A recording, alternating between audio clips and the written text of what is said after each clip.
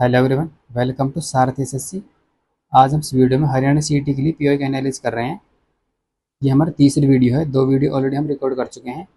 मैंने जो पेपर लिया है 2022 में जो सीईटी हुआ था 5 नंबर को, जो उसका फर्स्ट शिफ्ट का पेपर है ये। मैंने इसमें हरियाणा जीके और जीएस दोनों के लिया है, जिसमें हम इनके जो क्वेश्चन है उनको डेप्थ में एनालाइज कर रहे हैं।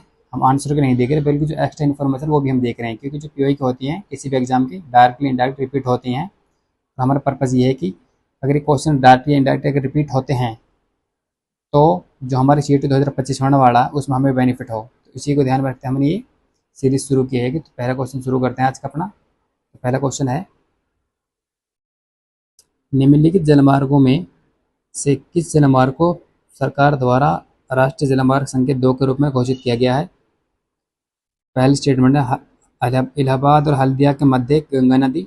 नंबर 2, साद या धुबरी के मध्य ब्रह्मपुत्र नदी। केरल में पश्चिमी तट नहर कोट्टापुरम कोल्लम उद्योग मंडल व चक्कपारा चप्पकारा नदी सॉरी चप्पकारा नहरें। फोर्थ है काकीनाडा पुदुचेरी नहर स्ट्रेच के साथ साथ गोदावरी और कृष्णा नदियों के निर्देशित भाग। इंग्लिश में देखते हैं, which of the following waterways has been declared by the government as the national waterway. Number 2, first statement है the Ganga river between Allahabad and Haldia. Second, the Brahmaputra river between Sadiya and Dhubri. Third है the west coast canal in Kerala Kottapuram Kollam Udyogamandal and Champakaram Chappak Champakara canal. For the specified stretches of Godavari and Krishna rivers along with Kakinada, Puducherry stretches of canals। तो इसका जो answer है वो होगा इसमें दूसरा, जो सादी और धुबरी के मध्य ब्रह्मपुत्र नदी और ब्रह्म इंग्लिश में ब्रह्मपुत्र रिवर बिटवीन सादिया और धुबरी, ये दूसरा है। और पहला जो पहली स्टेटमेंट है ये पहला वाटरवेज है, और जो तीसरा ये तीसरा है, और ये चौथा ये चौथा है। ठीक है जी। और इसका जो प्लानिंग का पर्पस था 2016 में इसको लाया गया था। इसके अंडर 111 जलमार्ग हैं को डिफाइन किया गया था। और इसका पर्पज़ ये है कि जो नदियाँ जिन नदियों में पानी ज़्यादा है उन नदियों को पानी नहर कैनल के थ्रू उन नदियों में जोड़ा जाए जिनमें पानी कम है, जिससे कि जहाँ नदियों में पानी ज़्यादा है उनमें आप देखते होंगे हर साल वहाँ फ्लड आती है। तो उस चीज़ को रोकने के लिए, और जो सूखा है जहाँ पानी कम है उस पानी को कमी वाले की तरफ ले जाएंगे, जहाँ हमारा दोनों चीज़ें फ्लड भी हमारा कंट्रोल हो जाएगा और जो सूखा की जो दिक्कत होती है हमारी परेशानी होती है इंडिया में वो भी हमारी सॉल्व हो जाएगी इससे। तो सरकार ने ये सोच के इसको लाया था। तो नेक्स्ट क्वेश्चन चलते हैं। सेकंड, किसी सरकारी क्षेत्र के उपक्रम पीएसई की इक्विटी को एक भाग को सार्वजनिक रूप से बेचना क्या कहलाता है? राष्ट्रीयकरण, निवेश, विनिवेश, परिसीमन, समुदायीकरण। सेकंड सॉरी इंग्लिश में देखते हैं, selling of A part of equity of a public sector enterprise to public is called nationalization, disinvestment, delimitation, और फोर्थ है कम्युनिकेशन। तो इसका जो होगा विनिवेश। डिसइन्वेस्टमेंट दो चीज़ होती है, एक तो विनिवेश और दूसरा होता है राष्ट्र वो प्राइवेटाइजेशन। जो विनिवेश है इसमें जो मेजोरिटी शेयर होते हैं वो अभी भी गवर्नमेंट के पास ही है, गवर्नमेंट ही इसका भी ओनर है। लेकिन जब प्राइवेटाइजेशन करते हैं उसमें जो मेजोरिटी शेयर होती हैं वो प्राइवेट सेक्टर के पास चला जाता है। अब इसका ओनर हो जाएगा जो कंपनी ले रही वो। इसमें सरकार का अब जो शेयर कम हो जाएगा, इसलिए अब इसका ओनर है कंपनी है। इसमें डिफरेंस है, विनिवेश में अभी भी सरकार इसका भी ओनर है, क्योंकि 51% ज़्यादा शेयर इनके पास होते हैं। और प्राइवेटाइजेशन जब कहेंगे जब सरकार के पास 49 या 49 से कम अगर परसेंट शेयर हैं तो उसको प्राइवेटाइजेशन कहेंगे। फिर वो जो जिसके पास ज़्यादा हो जाएंगे 51% हो जाएंगे वो उसका ओनर कहलाएगा। तो इसमें जो डिफरेंट है विनिवेश में और प्राइवेटाइजेशन में निजीकरण। तो ये ध्यान रख सकते हैं एक्स्ट्रा इन्फॉर्मेशन के लिए। तो नेक्स्ट क्वेश्चन थर्ड है, बाजार संतुलन रेखा में यदि मांग वक्र बाईं ओर शिफ्ट करता है तथा साथ ही पूर्ति वक्र दाईं ओर को शिफ्ट करता है तो संतुलन की कीमत का पर क्या प्रभाव दिखेगा? घटेगा, बढ़ेगा, अपरिवर्तित रहेगा या अनिश्चित रहेगा? इंग्लिश में देख लेते हैं। In a market equilibrium figure, if the demand curve shift leftward and supply curve shift rightward simultaneously, what is the impact on equilibrium prices? Decrease होगा, इंक्रीज होगा, रिमेन कांस्टेंट, रिमेन अनडिसाइडेड? तो इसका एक बार ना हम देख लेते हैं इसमें एक बार ग्राफ बना के। ये सप्लाई और डिमांड का जो होता है प्राइस है, यहाँ क्वांटिटी है, तो इसका फिगर जो ऐसे बनता है और ये है इक्विलिब्रियम। यहाँ पे ये मार्केट इक्विलिब्रियम है, ठीक है।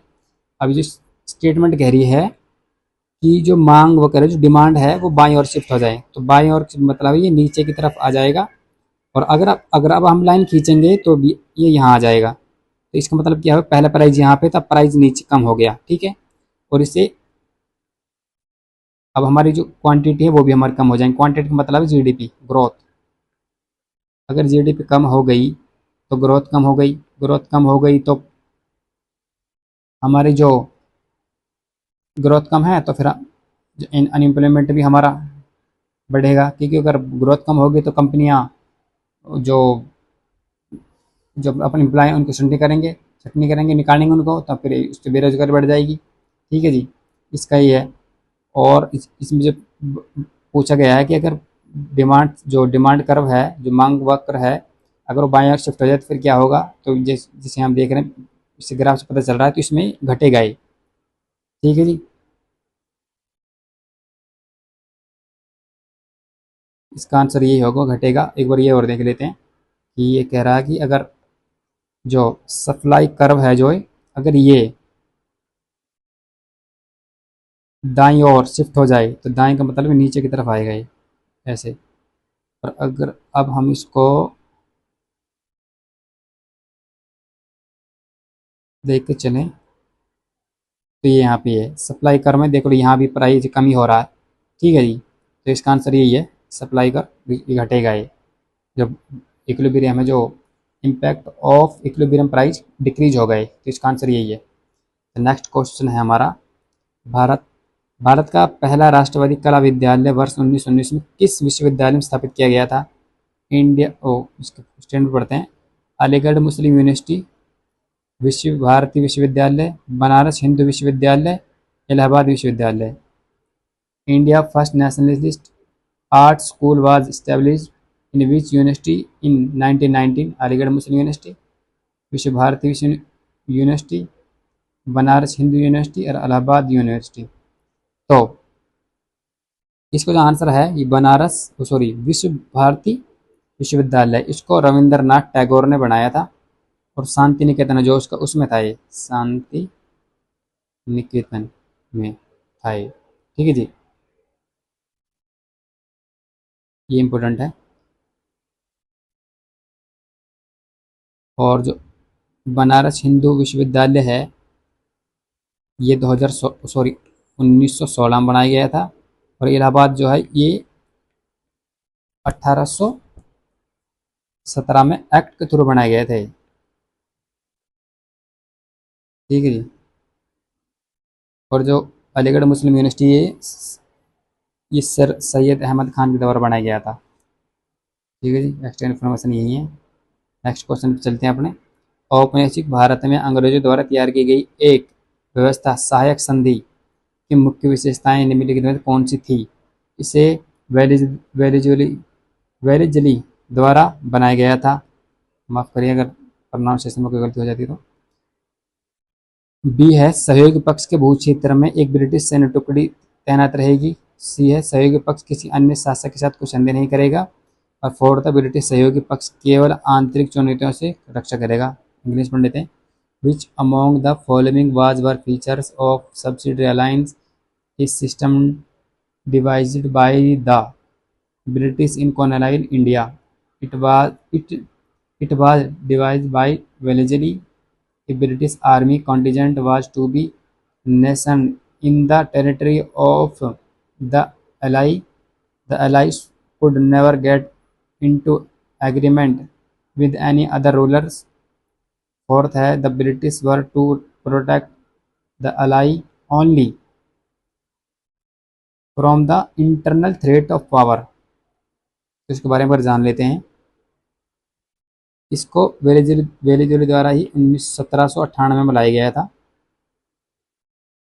तो इसका जो पर्पज़ था ये था कि जो इंडियन राजनीति थी, जो राजा महाराजा, उनको ज़्यादा से ज़्यादा अपने कंट्रोल में करना। ठीक है, तो ये तो यहाँ क्वेश्चन पूछ लिया है। एक क्वेश्चन इसमें ये बनता है कि सबसे पहले जो ये सहायक संधि थी, सबसे पहले किन राजाओं ने की थी, किन जो राजे थे उन्होंने एक्सेप्ट किया था। तो सबसे पहले 1798 में हैदराबाद, 99 में मैसूर। ठीक है, और 1801 में तन तंजौर।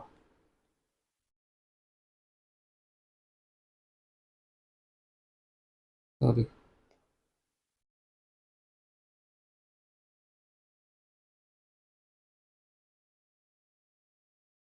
99, 1801 में अवध, 1801 में ही पेशवा, 1803 में बरार और 1804 में सिंधिया। ये फैक्चुअल इंफॉर्मेशन है, ये भी आप नोट डाउन कर सकते हैं कि यहाँ से क्वेश्चन पूछा जाता है। तो इसका जो आंसर होगा ये, इसमें जो ओनली ये बस ये गलत है, इसमें कह रहा है केवल आंतरिक चुनौतियों से नहीं, आंतरिक और बाहरी दोनों था ये। ठीक है, ये तीनों स्टेटमेंट ठीक है, तो इसका आंसर होगा 3, ABC तीनों तीनों ठीक है। तो नेक्स्ट क्वेश्चन पे चलते हैं। निम्नलिखित में से कौन से देश साथ आकर संघ बनाने के उदाहरण हैं? भारत, संयुक्त राज्य अमेरिका, ऑस्ट्रेलिया, स्पेन। इंग्लिश में देख लेते हैं। Which among the following country would be an example coming together federation? India, USA, Australia, Spain. तो इसका जो आंसर होगा ना वो ये है, दो, B और C, ऑस्ट्रेलिया और अमेरिका। तो इसमें एक और देश है जो इनके साथ है, स्विट्जरलैंड।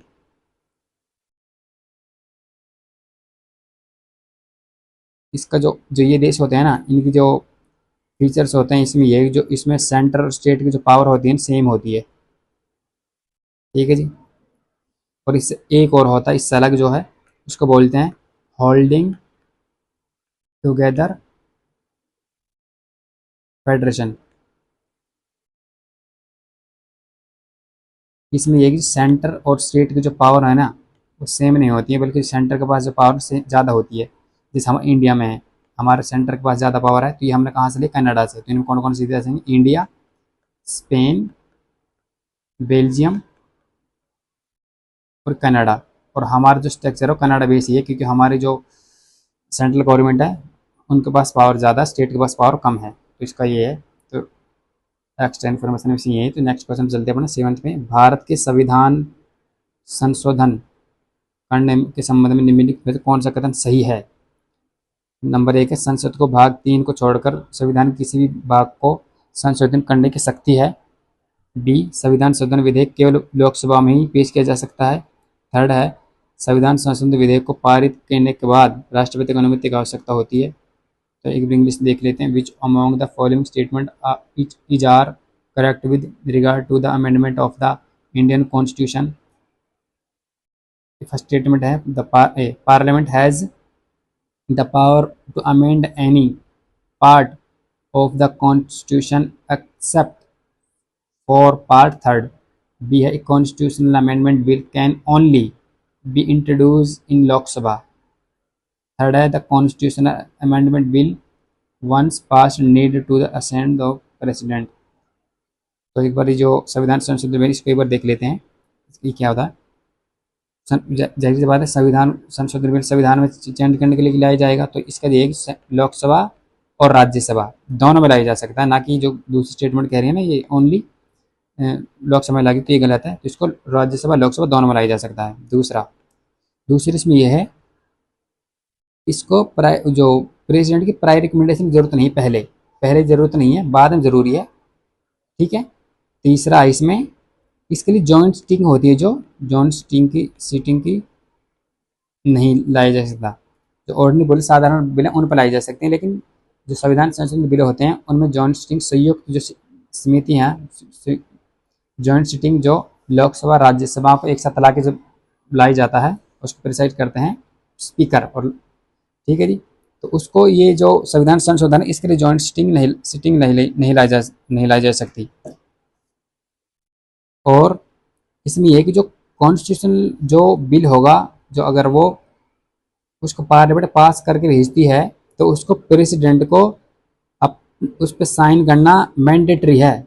इसको 24th अमेंडमेंट एक्ट पे इसको प्रेसिडेंट के लिए बिल्कुल मैंडेटरी बना दिया। उसके पास कोई राइट नहीं है इसको मतलब अपने पास रोकने का या इसको वापस भेजने का, डिनाई करने का कोई राइट नहीं है। बस राष्ट्रपति को इसको पास करना ही पड़ेगा हर हाल में। ठीक है, इस मोटा मोटा इसमें यही है कॉन्स्टिट्यूशन में जो अमेंडमेंट बिल है। तो इसके आंसर ओनली 3 होगा। ये भी गलत है कि संसद को छोड़कर संसद किसी में अमेंडमेंट कर सकती है, लेकिन इसमें ये कि 1973 में केशवानंद भारतीयवाद आया था।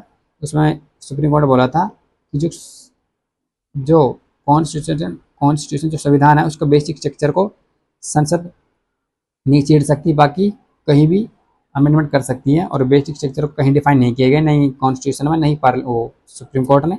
उसको केस होते हैं जो उन्हें वेरी किया जाता है। तो ये इसमें एक्स्ट्रा इन्फॉर्मेशन यही है।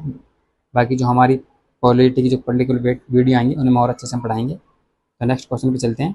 ओलंपिक में भारत ने वर्ष 1900 से लेकर 2000 तक किस स्पर्धा में सर्वाधिक स्वर्ण पदक जीते थे? तो इसमें हो गई हॉकी। ठीक है, ये बिल्कुल ये फैक्चुअल स्टेटमेंट है। इसमें 8 बार हमने गोल्ड जीता है। ये बिल्कुल फैक्चुअल क्वेश्चन है, इसमें कोई ज़्यादा जानने के लिए नहीं है। 9th क्वेश्चन है, सॉरी एक बार इसको इंग्लिश में पढ़ लेते हैं। इन Olympic India has won the maximum number of gold medal under which category since 1900 to 2020? तो ये होगा। नेक्स्ट क्वेश्चन है 9th। 17 सितंबर 2022 को आयोजित रोगी सुरक्षा दिवस का नारा क्या था? स्वास्थ्य बिना दवा, दवा की जगह ध्यान, दवा के बिना नुकसान, स्वास्थ्य के साथ योग। इंग्लिश में देख लेते हैं। What was the slogan of the patient safety day which of the observe on 17 September 2022? First statement है health without medication med sorry meditation replace medication, medication without harm, health with yoga. तो इसका 3 हो गए। Medication without harm, दवा के बिना नुकसान। तो ये पूछा 2022 में, तो 2025 में पूछ सकते हैं ना। 2000 जब भाई 2022 पूछ ले 2025 में पूछ सकते हैं। तो इसकी थीम है शुरू से ही, जो एक्शन क्वेश्चन मैं लिख रहा हूँ आप साथ में लिख सकते हैं। शुरू से ही रोगी की सुरक्षा।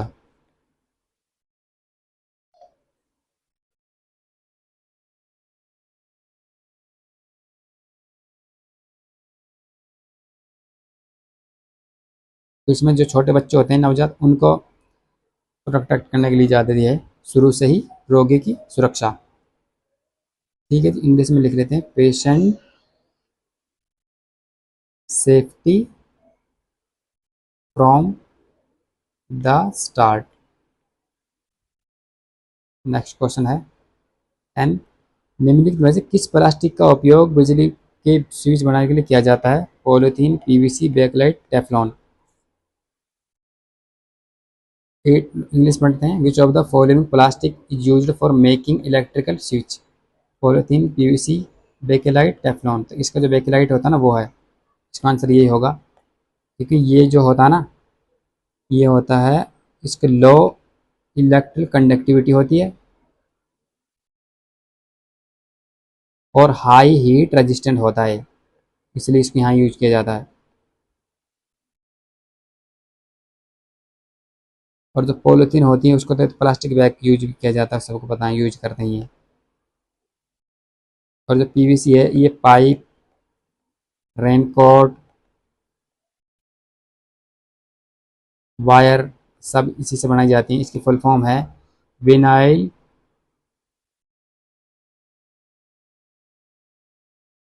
क्लोराइड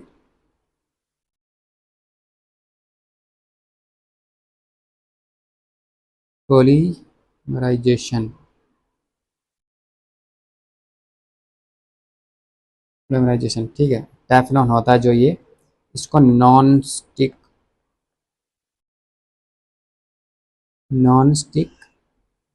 कुक वेयर बर्तन बनाने के लिए किया जाता है। ठीक है जी, नेक्स्ट क्वेश्चन चलते हैं। 11, उस पौधे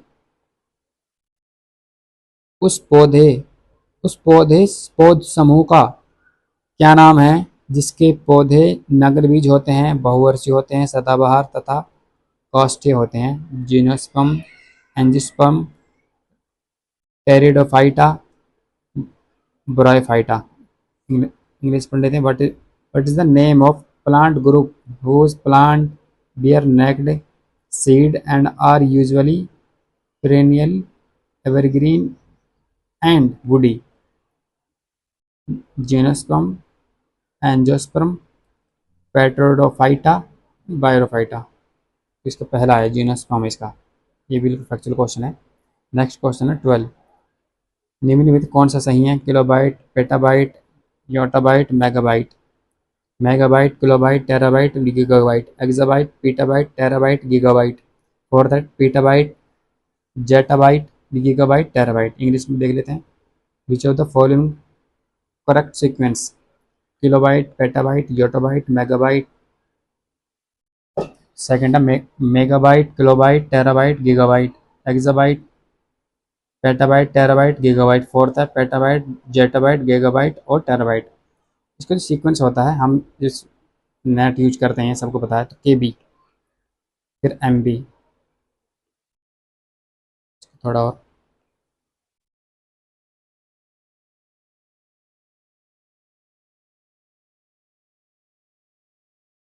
के B, M B, G B,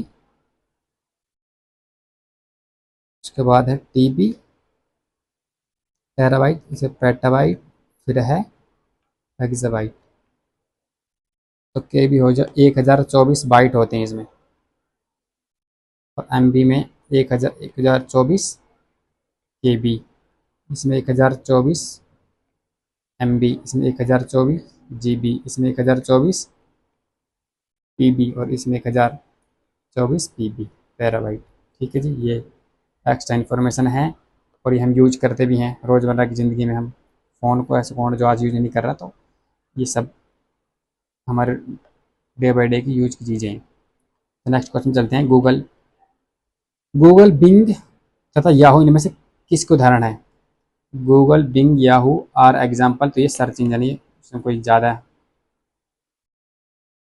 पढ़ने की जरूरत नहीं है, बिल्कुल फैक्चुअल क्वेश्चन है। तो नेक्स्ट क्वेश्चन चलते हैं। 14, निम्नलिखित में कौन सा कथन यूनिफॉर्म रिसोर्सेज आइडेंटिफायर के बारे में सही है? पहली स्टेटमेंट है, ये नियमों का एक समूह है जिसके द्वारा वेब पर आपस में जुड़े हुए वेब पेजों को प्राप्त किया जा सकता है। नंबर 2, ये वेब पर उपलब्ध प्रत्येक संसाधन के लिए एक यूनिक एड्रेस अथवा पथ है। थर्ड है, ये नेटवर्क अडेप्टर से जुड़ी एक यूनिक वैल्यू है। फोर्थ है, ये यूनिक एड्रेस है जिसके द्वारा नेटवर्क के प्रत्येक नोड को अनन्य तरीके से पहचाना जा सकता है। इंग्लिश पढ़ लेते हैं एक बार। Which one of the following statement is correct about uniform resources identifier? First statement, it is a set you rules which is used to retrieve linked web page across the web. Second, it is the unique address or path for each resource located on the web. Third, it is a unique value associated with a network adapter. Fourth, it is unique address that can be used to uniquely identify each node in a network.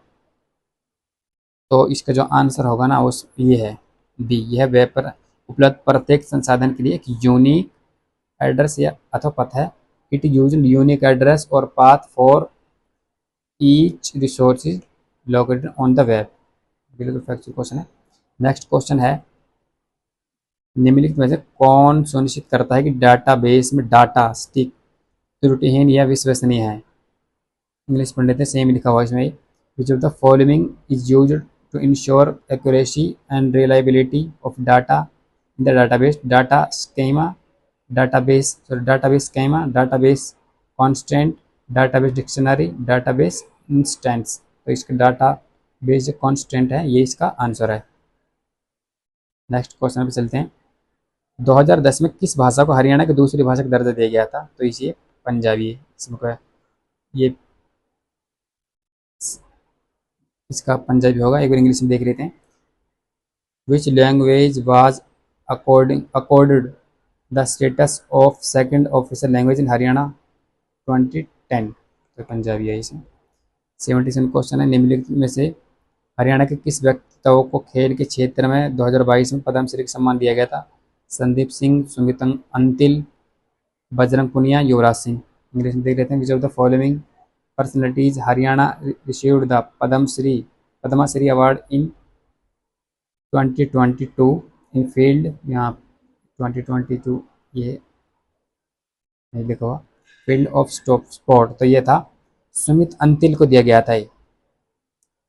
तो भाई 2022 से पूछे 2025 का पूछ सकते हैं। तो हमारा पर्पज़ यहाँ पे आंसर जानना नहीं है, हमारा पर्पज़ यहाँ पे एक्स्ट्रा इन्फॉर्मेशन है जो हम क्वेश्चन दोबारा पूछ सकते हैं वो बताना है। बाकी को ये तो आप खुद भी कर सकते हो। तो इसमें आप देखते हैं जो हरविंदर सिंह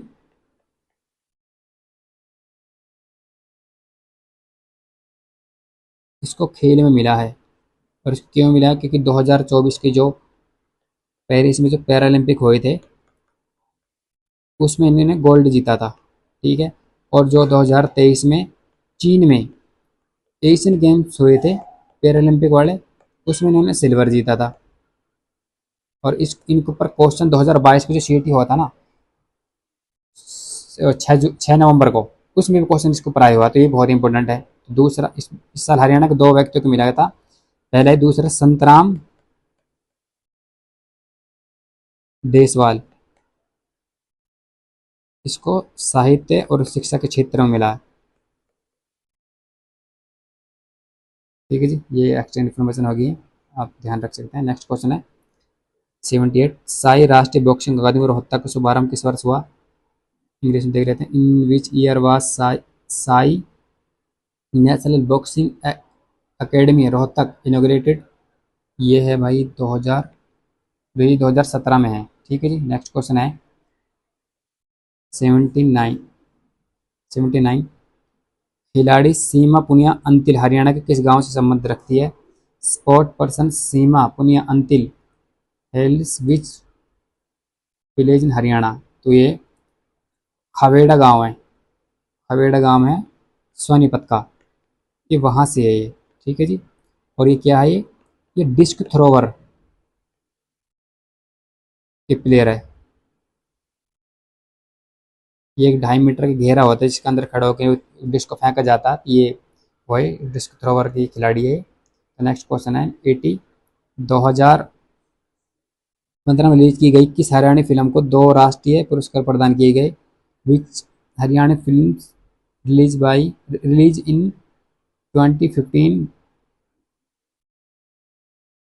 2015 यहाँ पे थोड़ा मीटर हुआ, 2 नेशनल अवार्ड। तो किस हरियाणा फिल्म को 2 नेशनल अवार्ड मिले 2015 में? तो पगड़ी है ये। नेक्स्ट क्वेश्चन है 81। छाछ आभूषण महिलाओं द्वारा कहाँ पहना जाता है? इंग्लिश में वेयर इज द छाछ ऑर्नामेंट worn बाई वुमेन? तो फोरहेड, ये माथे पहना जाता है। 82। हरियाणा का कौन सा नृत्य शिव पार्वती को समर्पित है? Which dance from Haryana in dedicate to Shiva and Parvati? तो ये मंजीरा, लास्या, रतवाई और गंगोर। तो ये जो गंगोर है ये है, और गंगोर जो नृत्य है ये शिव और पार्वती को समर्पित है। जो मंजीरा है ये मेवात में प्रसिद्ध है, और जो रतवाई ये भी मेवात में प्रसिद्ध है, और ये वर्षा ऋतु में किया जाता है, ठीक है जी।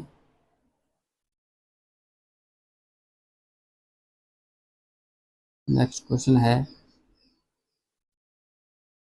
और ये जो लास्य है ये पार्वती द्वारा किया जाता था। ये पौराणिक जो कथाओं में उनके द्वारा उनमें उनसे पता चलता है कि ये जो डांस था ये पार्वती द्वारा किया जाता था। और रतवाई जो है ये मेवात के जो झिरका फिरोजपुर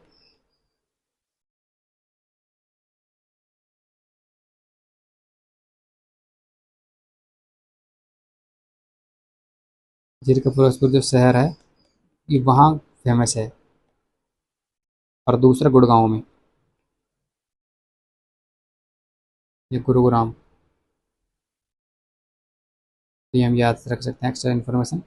नेक्स्ट क्वेश्चन है 83, निम्नलिखित में से कौन, निम्नलिखित कथनों पर विचार कीजिए। चौक हरियाणा में निर्मित शॉल का एक रूप है। सेकंड है शॉल के इस रूप को फुलकारी के नाम से भी जाना जाता है।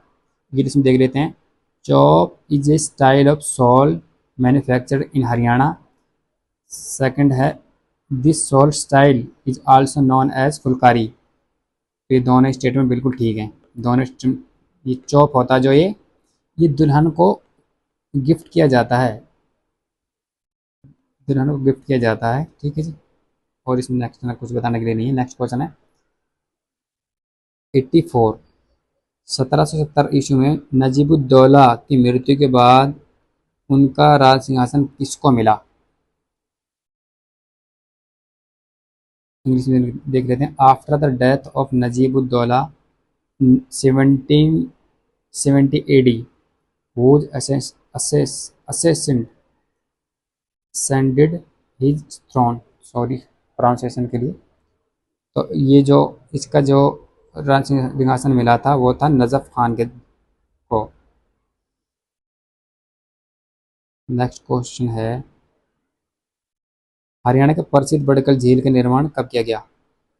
Van was famous Badkal lake Haryana developed 1947 में ये, और ये नेचुरल लेक है ये बिल्कुल फैक्चुअल क्वेश्चन है।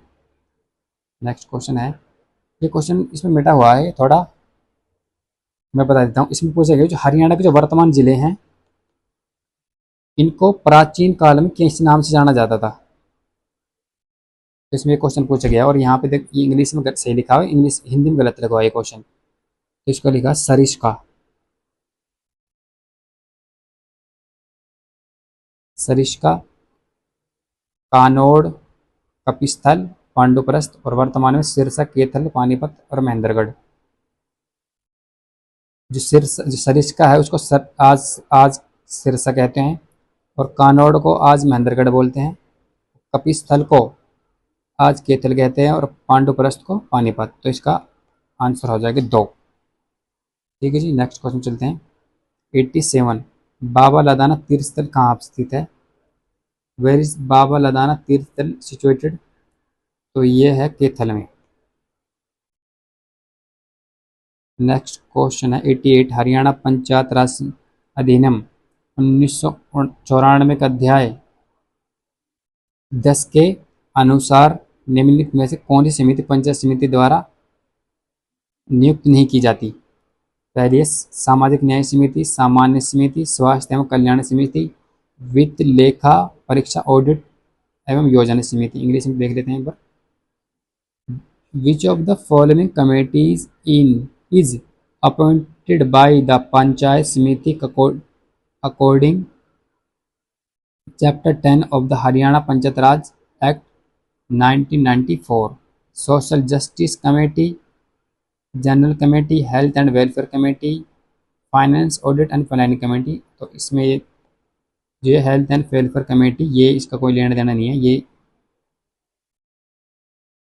नियुक्त नहीं की जाती इसमें। तो बाकी तीनों की जाती हैं, ये नहीं की जाती। स्वास्थ्य एंड कल्याण समिति ये गलत है। नेक्स्ट क्वेश्चन है हरियाणा में पहली स्थायी लोक अदालत की स्थापना कब हुई। When was the first permanent Lok Adalat set up in Haryana. तो इसको किया गया था 7 अगस्त 1998 को, ठीक है जी। और ये अदालत होती है इनके जो फैसले होते हैं बिल्कुल ये बाध्यकारी होते हैं, कहीं और अपील नहीं की जा सकती। ये इंपॉर्टेंट है इसके लिए, तो ये याद रख सकते हैं। नेक्स्ट क्वेश्चन है हरियाणा के किस जिले में सर्वाधिक वर्षा होती है। Which district of Haryana receive the highest rainfall. तो अम्बाड़ा। तो कितना है 47.16 इंच पर ईयर प्रतिवर्ष, ठीक है जी। अब इसमें सर्वाधिक पूछ लिया है तो सबसे कम भी पूछ सकते हैं, तो ये सिरसा, हरियाणा में सिरसा में सबसे कम वर्षा होती है, ठीक है। नेक्स्ट क्वेश्चन चलते हैं हरियाणा में ब्लू बर्ड लेक कहाँ स्थित है। Where is the blue bird lake located in Haryana? तो ये कहाँ स्थित है? ये हिसार में है। नेक्स्ट क्वेश्चन, हरियाणा की जलवायु कैसी है? महाद्वीप प्रकार, अल्पाद्र शीतोष्णीय प्रकार, उपोष्णीय शुष्क महाद्वीपीय प्रकार, अल्पाद्र कोष्णीय उपोष्णीय प्रकार। इंग्लिश में देख लेते हैं। The climate of Haryana is continental type, sub humid temperate type, sub tropical dry continental type, sub humid sub tropical type. तो इसकी तो हरियाणा की जो जलवायु है वो उपोष्णीय शुष्क महाद्वीप प्रकार की है, सब ट्रॉपिकल ड्राई कॉन्टिनेंट टाइप। तो इंपॉर्टेंट है क्वेश्चन। नेक्स्ट क्वेश्चन है 93, महावीर चक्र विजेता को एक मुश्त कितनी नगद राशि का पुरस्कार दिया जाता है? What is the one time cash award of Mahavir चक्र अवार्ड? तो पहली स्टेटमेंट है 2 करोड़, 1 करोड़, 4 करोड़, 6 करोड़। तो इसका 1 करोड़ है इसमें। नेक्स्ट क्वेश्चन है, ये बिल्कुल फैक्चुअल क्वेश्चन है। हमारी अवार्ड के ऊपर एक वीडियो आएगी, तब हम इन सबको इसमें कवर कर लेंगे। अगर हम पूरी तरह और एक्सप्लेन करेंगे तो फिर वीडियो बहुत ज़्यादा लंबी हो जाएगी। नेक्स्ट क्वेश्चन है 94, हरियाणा का राज्य पक्षी क्या है? What is the state bird of Haryana? तो इम्पोर्टेंट, ये इजी क्वेश्चन है। काला तीतर है। तो अगर इसमें पक्षी है तो हम एक बार पशु भी देख लेते हैं। तो ये काला हिरण।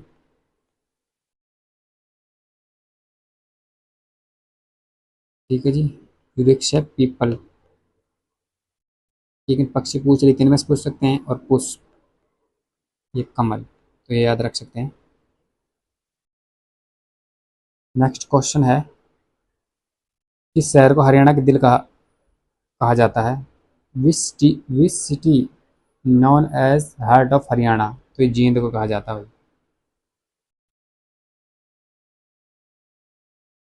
नेक्स्ट क्वेश्चन है, हरियाणा राज्य बजट के वित्तीय वर्ष 2022-23 में कुल बजट का कितना प्रतिशत शिक्षा के क्षेत्र में व्यय हेतु निर्धारित किया गया था? What is the percentage of the total expenditure allocated toward education in Haryana state budget for the financial year 2022 to 23? इसमें था 14.2%। हमारे जो बजट की इकोनॉमिक सर्वे की जो वीडियो आएगी उसमें हम ये फैक्चुअल चीज़ें कवर कर लेंगे कि शिक्षा में कितना है, हेल्थ को किसने दिया है, और कृषि कितने दिया है, सब वहाँ इसमें हम कवर कर लेंगे। नेक्स्ट क्वेश्चन है 97, हरियाणा में विद्युत उपभोक्ताओं की कुल संख्या 2022-21 तक कितनी है? What is the total number of electricity consumer in Haryana till 2021 to 2022? तो उस टाइम पे था 71,17,384। और जो वर्तमान में 2024 से 25 के बीच में हैं, ये अब हो गई हैं 73,74,096। तो अपडेटेड है, ये ध्यान रख सकते हैं। नेक्स्ट क्वेश्चन है 98, हरियाणा आर्थिक सर्वेक्षण 2021-22 के अनुसार हरियाणा में कुल कितने जिला स्तरीय कोषागार हैं? How many district level treasuries are there in Haryana according to the Haryana economic survey 2021 to 2022? तो उस टाइम पे था ये 23, और ये 2024-25 में हो गया है 24। और एक्स्ट्रा इन्फॉर्मेशन भी याद रख सकते हैं, 22 उपकोषगार भी हैं जो मैंने पहले 2 वीडियो डाल रखी हैं, उनमें ये कि पीछे क्वेश्चन आ गया था उसमें भी है, तो मैं यहाँ पे भी लिख रहा हूँ, इसको ये याद रख सकते हैं। नेक्स्ट क्वेश्चन है 19, हमारा गाँव जमा गाँव योजना के अंतर्गत जनवरी 2022 तक कितने गाँवों को जोड़ा गया?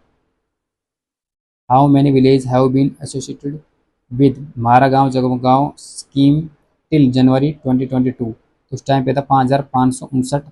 और अब जो अपडेटेड है, जो मैंने देखा 2024 तक ये दिखा रहा है, कहीं तो दिखा रहा है 5,745 और कहीं दिखा रहा है 5,805। तो जो हमारे करंट अफेयर की वीडियो आएगी उसमें भी उसको हम अपडेट कर लेंगे।